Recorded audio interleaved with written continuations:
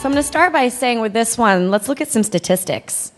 I'm not sure if you're aware, but just 15 to 17% of Silicon Valley engineers are women. Just 15 to 17%. And up to 50% of women leave the tech fields by mid-career. Why is that? Why? So here to discuss some of the obstacles that we face as women in science and technology, engineering, and math is Jocelyn Goldfein, the Director of Engineering at Facebook. I would love to get her up here. Jocelyn's had an amazing career. She actually started as an intern at Netscape, and just previous to Facebook was a VP at VMware, and now she is at Facebook as the Director of Engineering. So please, warm welcome for Jocelyn Goldfein.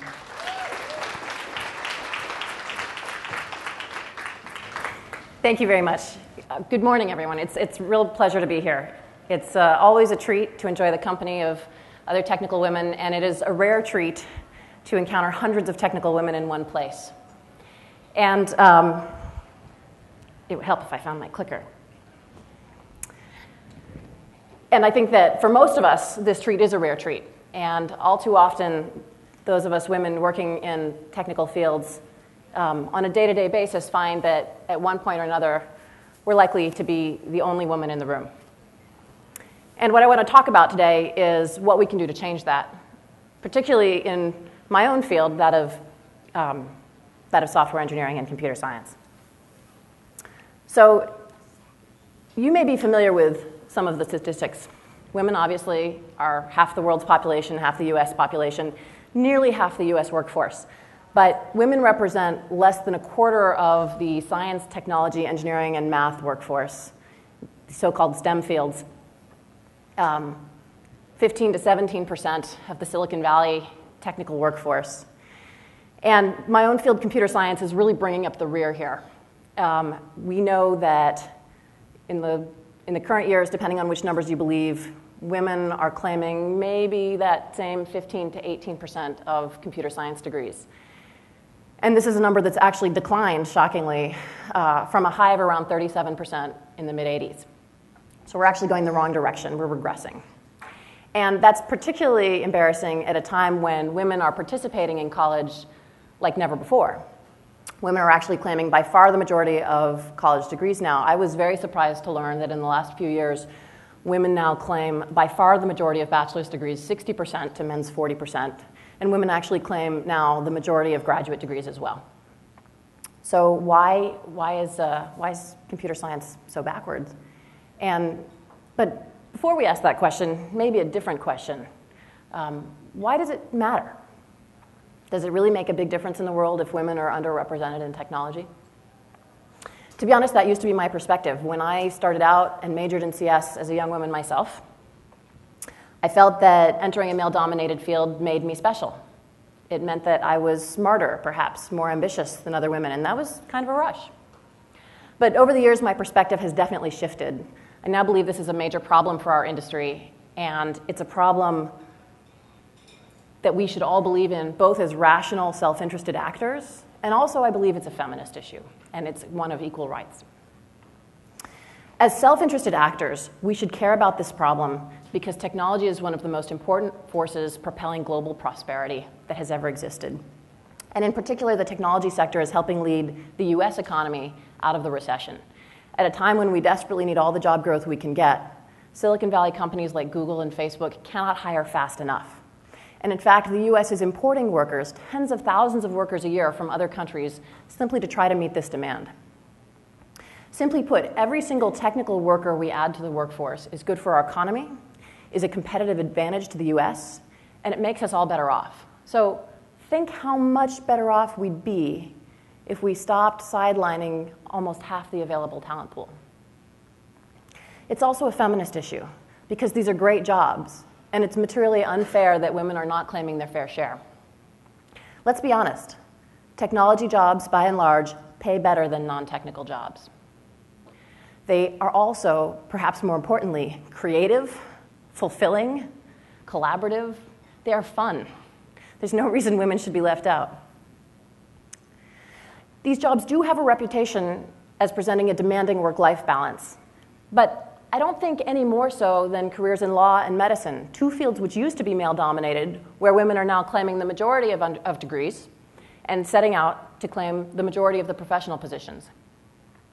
And if you compare the life of a software engineer to that of a doctor or a lawyer, every software engineer I know has ultimate flexibility over how she spends those hours, unlike those doctors and lawyers. So I think this work-life balance thing is a little bit of a red herring. Ultimately, we have to ask ourselves, why aren't there more women in engineering? If these jobs are so great, if the job market is so hot, where are they? Well, I get asked that question all the time, and I bet many of you do as well. And there's a certain irony to asking us that question, because in a way, we're the least qualified possible people to answer it. We are, after all, the women who did go into technology. What do we know about the women who didn't?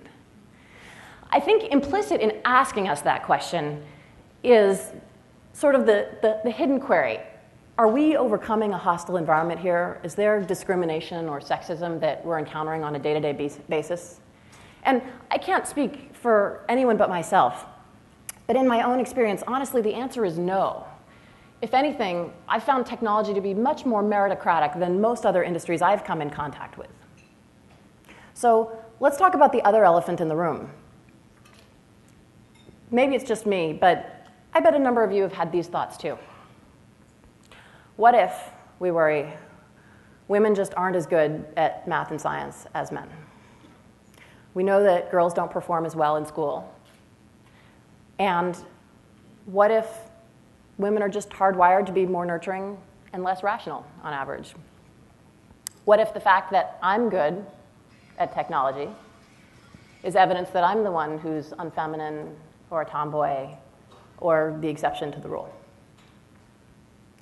I'm here to forgive you for having those thoughts if you have had them, because we are surrounded by pseudoscience that claims to prove them, and we are surrounded by stereotypes that seem to reinforce them.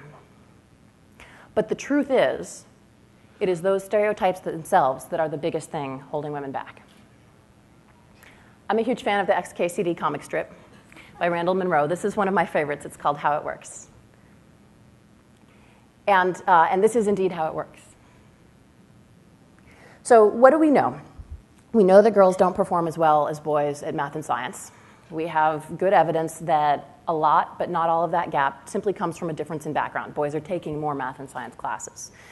If you normalize for that background, though, girls still don't score as well.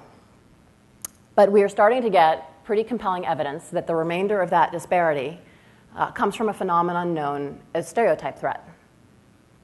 And stereotype threat is the simple idea that if you are aware of a negative stereotype that applies to your situation, you are that much more likely to fall prey to behaving in that stereotypical manner. So the easiest way to illustrate this is to actually talk about one of the studies that is bearing this out.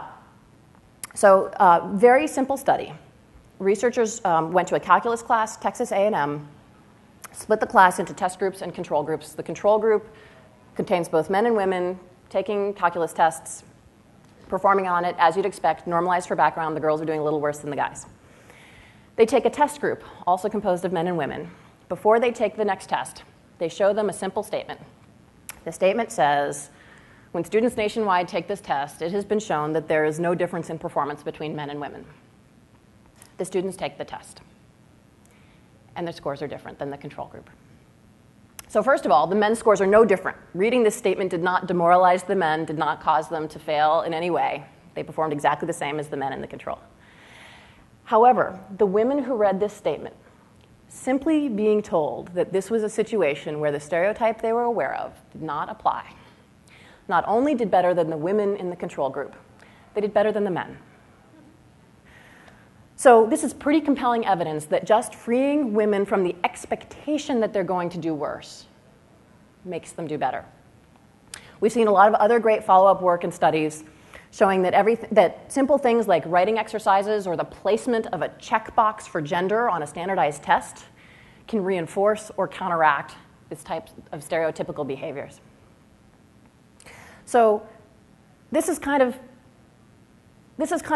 an interesting answer to the question, why aren't there more women in CS? Because you can see how that this can become a self-fulfilling prophecy.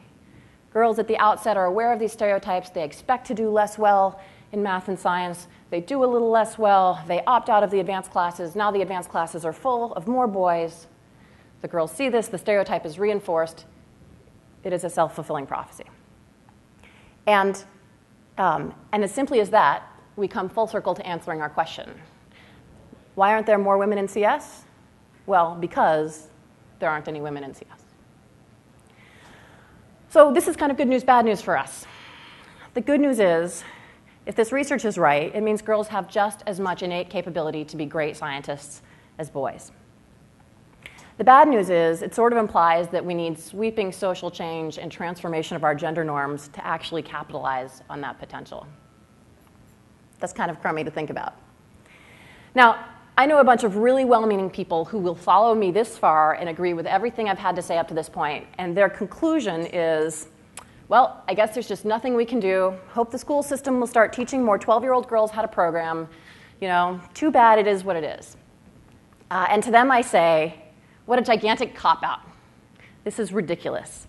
By all means, we should teach 12-year-old girls. In fact, we should teach all 12-year-olds how to program. Huge believer in that. But this does not take away the accountability to do something in the here and now to make change for our industry. And the truth is, there are quite a few things we can do that are effective. Let me tell you about a little school here in California called Harvey Mudd.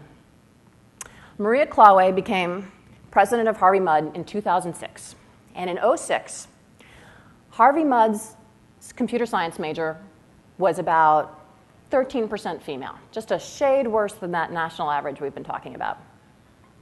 And in under 5 years, Maria Klawe has brought that number, brace yourselves, to 42%. What do you think she did? Was it magic? Was it unachievable anywhere else? Maria Klawe says no. She says it was pretty simple. 3 things she did. First, she overhauled the Intro to CS class.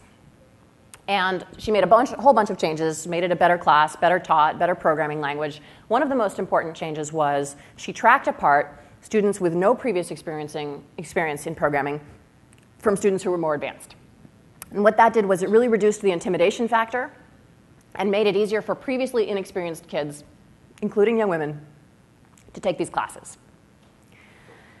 The second thing she did is take all her young women to the Grace Hopper Conference and give each of them an opportunity to meet other women, female technical professionals, who, by their very existence, disavow those stereotypes, counteract those stereotypes, and also, I think importantly, provide them with role models, women they can identify with, and give them an example of something to aspire to be. So it's not quite so abstract. So they're not relying on those stereotypes to try to imagine what a career in computer science would be like. And on that same note, the third thing she did is give all the freshman women a summer research opportunity after their freshman year to do research in computer science with the Harvey Mudd faculty. And I think this is really important for a lot of reasons, but one of them is that instead of just teaching girls how to program, she's giving them some idea of what can be done in this field, what impact it can have on the world. And I think that, again, helps girls learn to rely on something other than the stereotypes to imagine what this career would be like, and gives them a lot of internal motivation to overcome the structural barriers that are in their way. So this is tremendous. I think we also have some really interesting reasons to be hopeful that our stereotypes about technology, the idea that technology is coded male, is really starting to change. So I don't know about you guys. When I was growing up, most of my friends did not have a computer at home. If they did, it was something that their brother played video games on. My household was kind of the kooky exception. Not only did we have computers at home, but it was kind of a constant battle between me and my mom who was going to get the computer for us to play video games. But that's changed. And it no longer takes an exceptional woman like my mom to be using the computer all the time, because the ways that Americans are using computers have changed dramatically in the last 20 years. In particular, the dominant activity that we do with our computers now is to use the internet. And the thing we are spending more time on the internet doing than anything else is social networking. And it should come, I hope, as no surprise that women are the power users of social networking sites. So there's been a lot of speculation out there, but here are the actual facts from Facebook about women's representation on Facebook. So first of all, men and women have the same number of accounts on Facebook, representing their same underlying demographics in the real world. But the women on Facebook have 20% more friends than the men. They are spending a third more time on Facebook than men. They are generating the majority of the content on Facebook, including a whopping 70% of photos. Speaking as a mom, I'd like to take personal credit for my own share. But women are generating more content of every kind. They are generating more posts, more link shares, more comments, more messages, and of course, more likes. And if any of this is playing into your expectations, something you perhaps might not expect, women are even responsible for the majority of poking.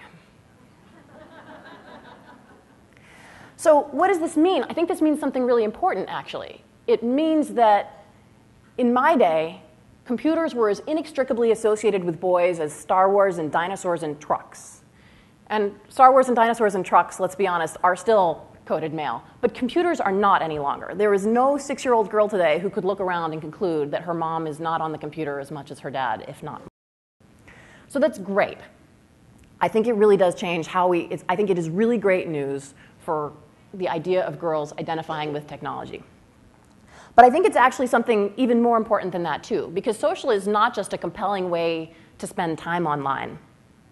Social is actually driving the next big paradigm shift in our industry. The next wave of successful Silicon Valley startups are based on social. Social is redefining the rules for software economic models. And I believe fervently that the 20-something-year-old women today who have grown up with Facebook are going to be inspired to help create that set of experiences for the next generation of young women.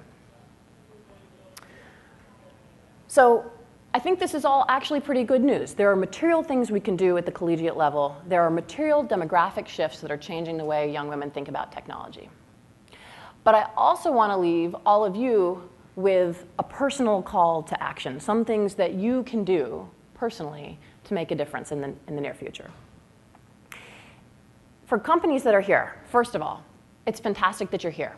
Just the fact that you're talking about this, that you're making this an important issue for your company, sends a really great message to the women who work for you.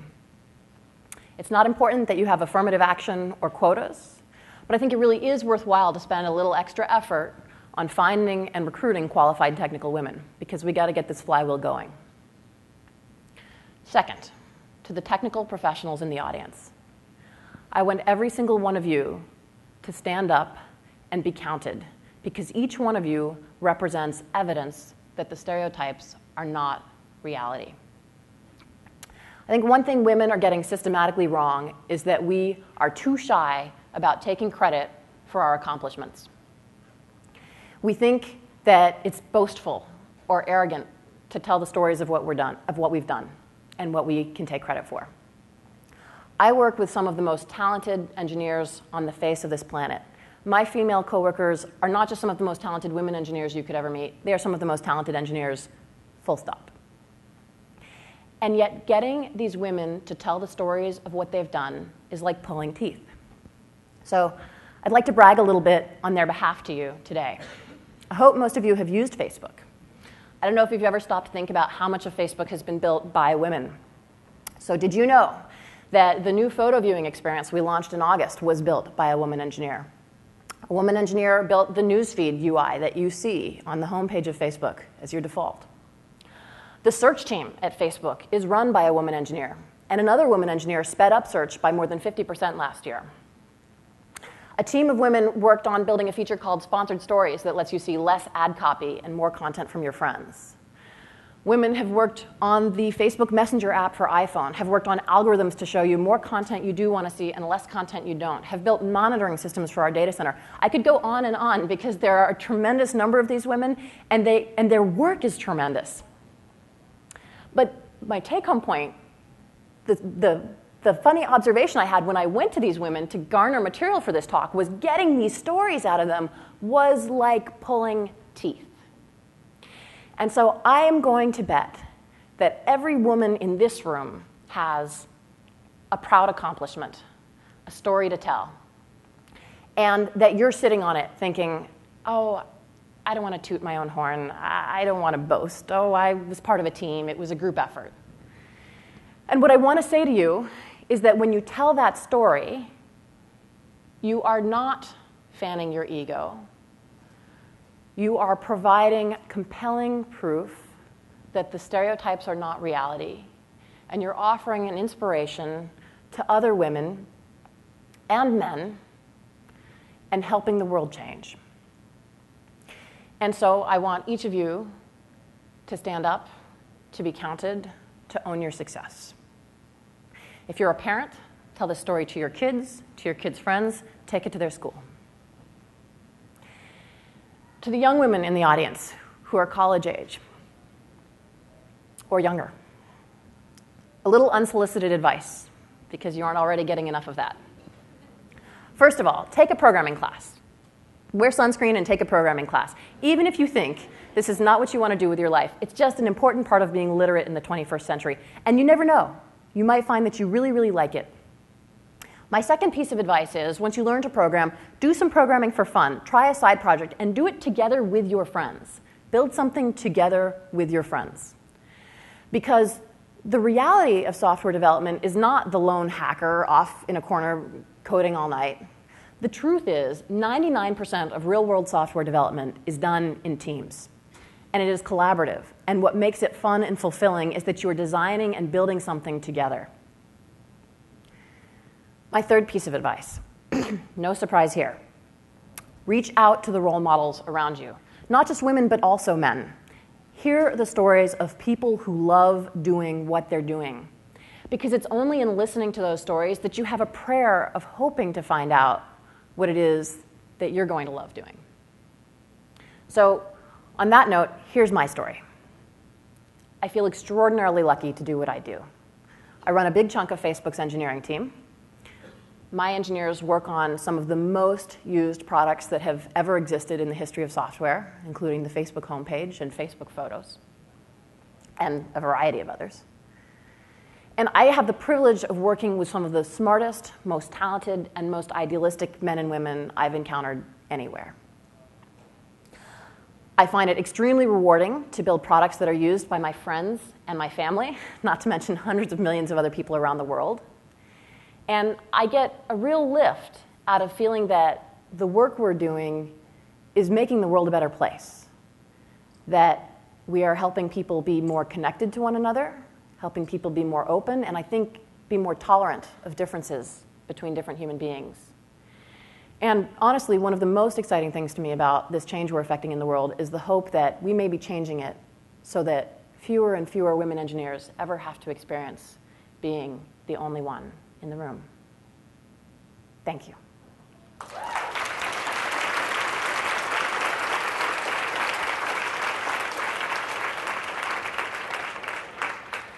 I've got a few minutes left, and I would love to take questions and have some discussion with you guys. I think there are mic runners around the room. Who wants to be first? Oh, I should have arranged some plans. The one man in the room. How does it feel to be the only one?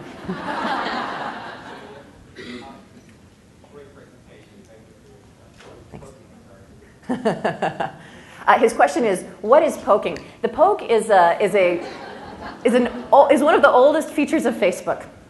And it's sort of a witty non sequitur. It's the capability to go into Facebook and simply poke another person, and they get a message that you have poked them. And what's fun about them is it's kind of ambiguous. Are you flirting with them? Are you joking? Are you trying to get their attention? No one really knows.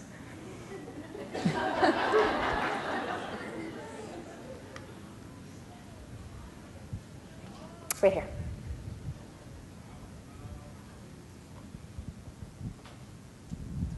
Hi, I'm Sylvia McCleary. I was wondering, at Facebook, what do you do as far as mentoring other women and other people within the organization so that they realize what they can do and how to have their voice and give their stories out?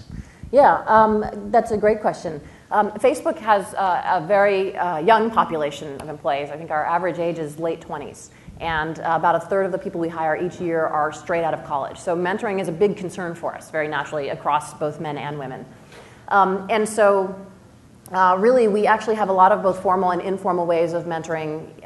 Both, it's a large element of every engineering manager's job to mentor the people within their team. And we also try to set up a lot of cross-team relationships and coaching circles where you can go get mentoring from someone outside your management chain. For women in particular, we have, I've been pretty involved with all these conversations. I hesitate to do anything too heavy-handed, but some things have sprung up kind of organically in the organization, which I really love, and we've put a lot behind fostering them. So a couple of the women engineers just started having the idea of holding a monthly women's engineers lunch. The last slide in my photo was actually taken from one of those lunches. And so this is just kind of a gathering sort of organically of the women who want to come, show up, we meet on the roof, and meet together. The one thing we do kind of programmatically and formally is when we have summer interns, a good number of those are women, we do try to line up a female summer intern more often than not with a woman who's her mentor. So just a variety of things, organic and inorganic. Here, I'm back. Hi, Jocelyn. I'm Cindy Gallup of If Round the World. And can I just say, first of all, that was a phenomenal speech. Oh, thank you. And I particularly loved your drawing attention to the huge amount of Facebook that has been engineered by women. Mm-hmm. And also everything you said about how every woman in this room should be standing up and taking credit for her accomplishments is absolutely right. Can I just ask you, because I'm interested, for your personal perspective on one particular dynamic of getting more girls to study maths, engineering, and science that isn't often talked about, which is the fact that progress there would be enormously accelerated if boys in high school would switch to believing that girls who study maths, engineering, and science are hot and dateable. And let's be frank, that's one of the things that would most dramatically change perceptions on that front. Just, what's your personal observation on how we can make that happen?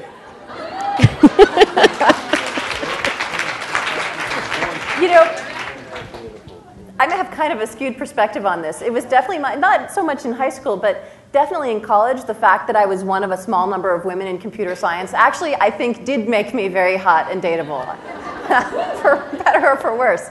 But the statistics were very much in my favor. At the high school level, I think that it's honestly not about that. It's about making it not differentiated. I think when half the kids in that class are girls, it's just sort of, when half the kids in those advanced classes are girls, then it's sort of a non-issue. Just as it's a non-issue that the girls in your English class could be hot or dateable. So I think it's really, I truly think it's this vicious spiral that I'm talking about. As long as women are the minority, it'll feel like a minority. Anything we can do to bootstrap our way to even numbers will make it seem not exceptional, not startling, or off-base. We'll just make it seem mainstream and normal. Thank you. Hi, I'm Benita Banducci. I teach gender and engineering at Santa Clara University in the graduate program. It's great to hear you, and I'm very concerned about the same issues and excited about some of the things I'm discovering in the class. You had mentioned, particularly with regards to the Harvey Mudd, the classroom redesign, that young women had been intimidated. And I'm finding that there is still an intimidation in a lot of the work environments. I mean, you present it like it's ideal at Facebook, and it might be.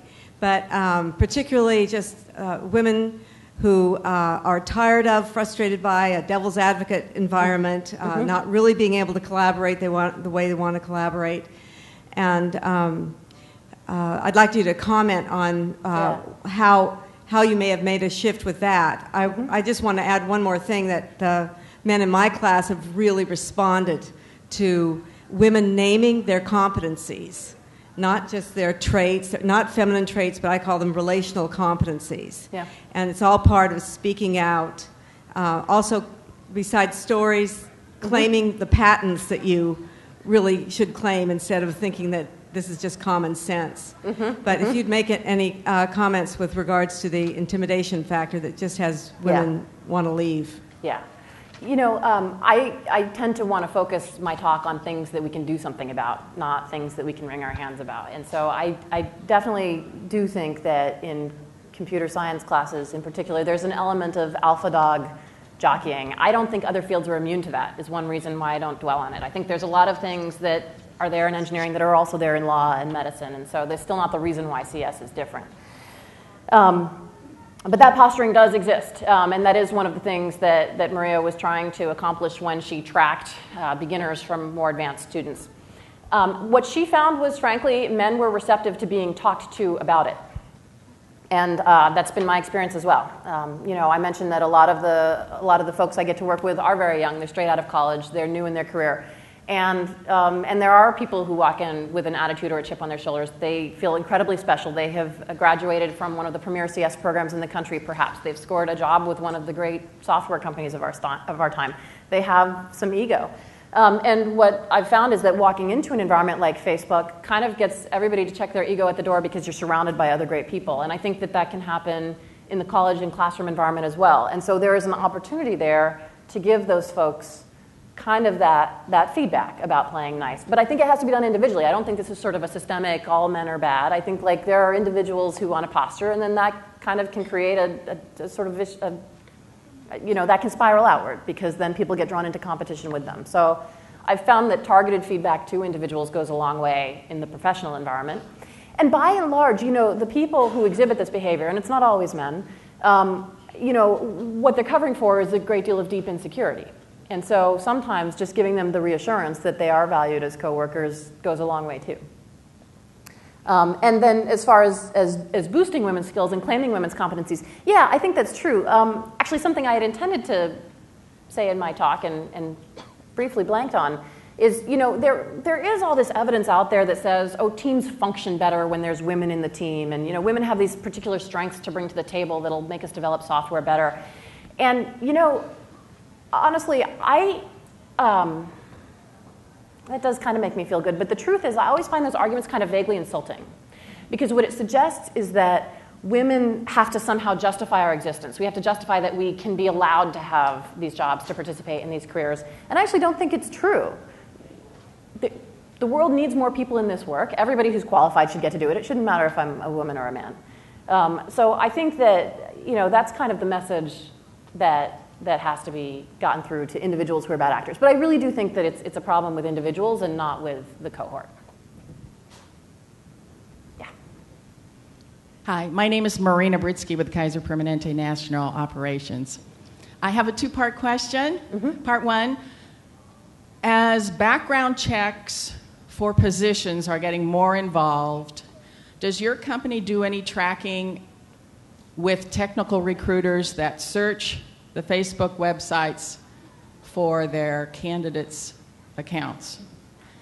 Part one. Mm-hmm. Part two, what can users do with their Facebook accounts to protect the integrity of their content? Yeah.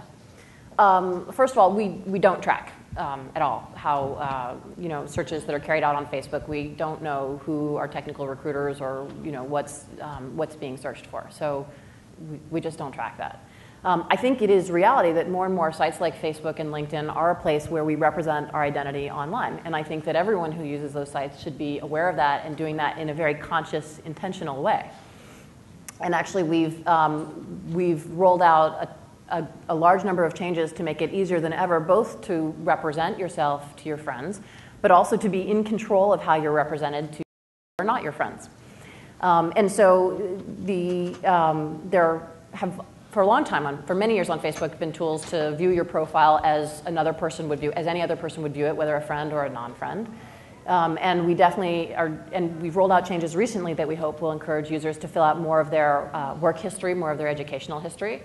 And we've also created a lot more transparency around inline controls so that you can literally set the privacy of elements on your profile. So we would encourage absolutely every single Facebook user to sort of very consciously go to your profile and construct it. Think through what you want to project about yourself.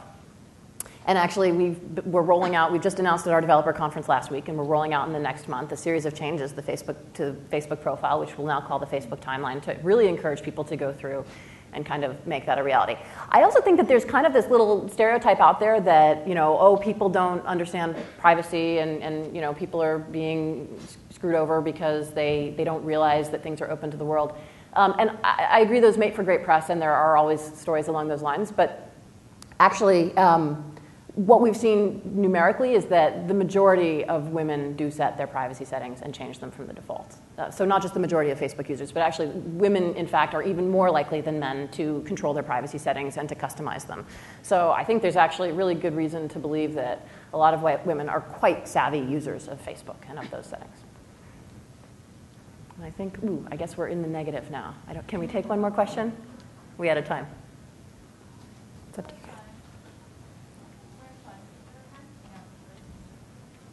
I think personally, build, empower, and inspire is summed up right here. Don't you think, with WITI? Jocelyn Goldfein. Thank you so much. Thank you. It's amazing. Thank you.